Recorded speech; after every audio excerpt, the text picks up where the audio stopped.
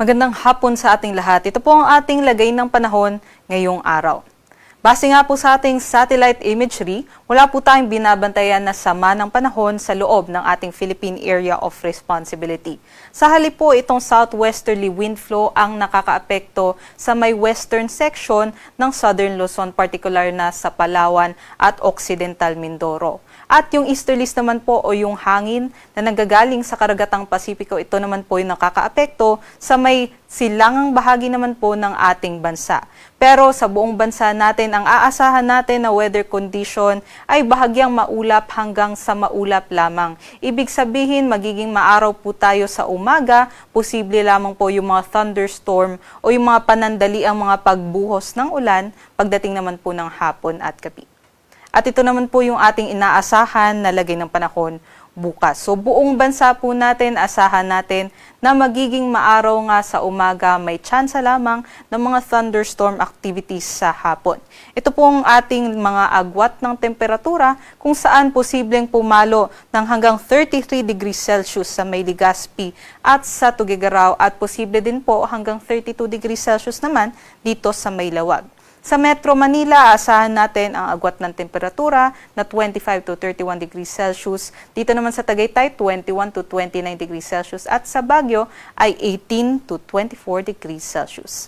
Dumako naman po tayo sa Palawan, Visayas at Mindanao kung saan mawawala na din po yung epekto ng southwesterly wind flow dito sa western sections ng Southern Luzon. Kaya't magiging maaraw na din po tayo at ang dominanteng weather system po natin sa susunod na mga linggo ay easterlies. Kaya't mainit at maaraw sa umaga, posible yung mga localized thunderstorms sa hapon.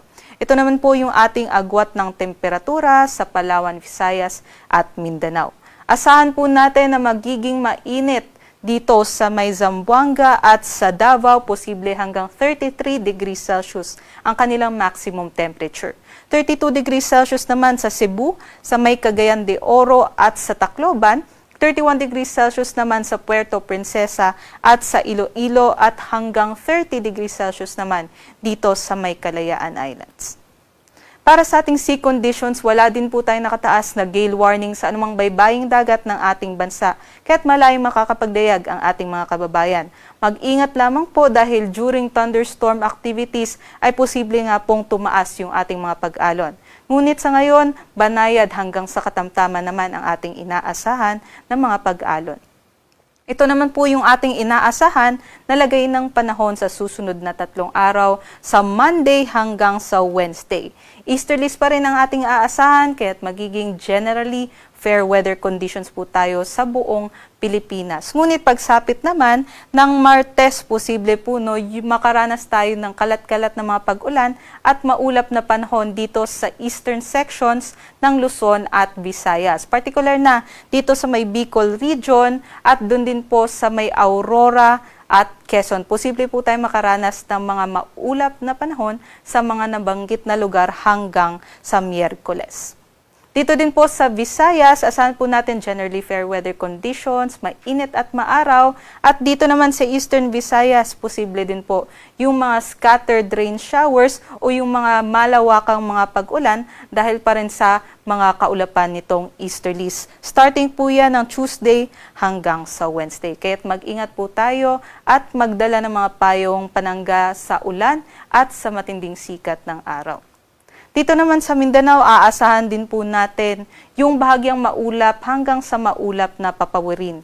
Pero yun nga po, magiging mainit tayo sa susunod na mga linggo, kaya't mag-ingat tayo at magbaon ng mga tubig para hindi po tayo ma-dehydrate throughout the day.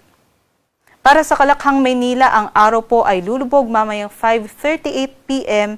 at sisikat naman po bukas ng 5:47 a.m. Para sa mga karagdagang impormasyon, bisitahin lamang po ang ating Facebook at YouTube na social media pages ng Pag-asa at para sa mas detalyadong impormasyon, bisitahin ating website sa pag-asa.dost.gov.ph.